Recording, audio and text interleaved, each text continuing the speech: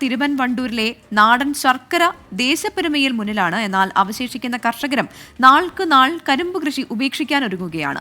കരിമ്പ് കർഷകരോടുള്ള സർക്കാരിന്റെ അവഗണനയാണ് ഇതിനുള്ള പ്രധാന കാരണം. ഒപ്പം കൃഷി വകുപ്പിന്റെയും അവഗണനയുണ്ട്. ഉൽപാദന ചെലവ് വർദ്ധിക്കുന്നതും അന്യസംസ്ഥാനത്ത് നിന്നെത്തുന്ന വ്യാജ ശർക്കര കേരള വിപണി കീഴടക്കുന്നതും കർഷകരെ കണ്ണീരിലാഴ്ത്തുകയാണ്. മധുരം കൂടുതലുള്ള മാധുരി എന്ന ഇനം കരിമ്പാണ് തിരുവണ്ടൂർ മേഖലയിലെ പ്രധാന കൃഷി.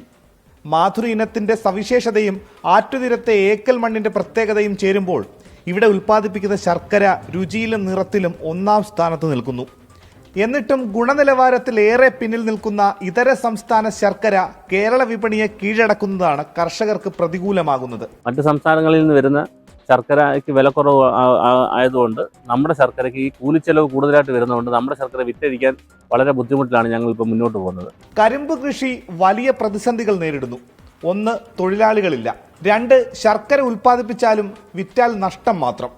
വിലക്കുറവിൽ ലഭിക്കുന്ന ഇതര സംസ്ഥാന ശർക്കരയാണ് പ്രധാന വില്ലൻ. സർക്കാരിന്റെ സഹായമില്ലെങ്കിൽ കൃഷി നിലയ്ക്കുമെന്നാണ് കർഷകർ പറയുന്നത്. സർക്കാരിന്റെ ഭാഗത്തു നിന്ന് ഇവർക്ക് വേണ്ട ഇത് പ്രൊമോട്ട് ചെയ്യുന്നില്ല.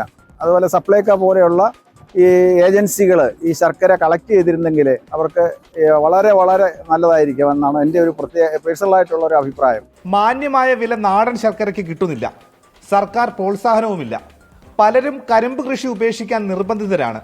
സർക്കാർ ഇടപെട്ടില്ലെങ്കിൽ പരമ്പരാഗത കരിമ്പ് കർഷകരുടെ ഉപജീവന മാർഗം അടയും. 24 ചെങ്ങന്നൂർ. എൻ്റെ നാടാണ്. അപ്പോൾ എൻ്റെ നാട്ടിലെ ആ ഒരു ശോചനീയാവസ്ഥയിൽ എനിക്കും വിഷമമുണ്ട്. ആ കർഷകരുടെ അവരുടെ ജീവിതത്തിൽ നല്ല കാര്യം സംഭവിക്കട്ടെ, അധികൃതരത് കാണട്ടെ.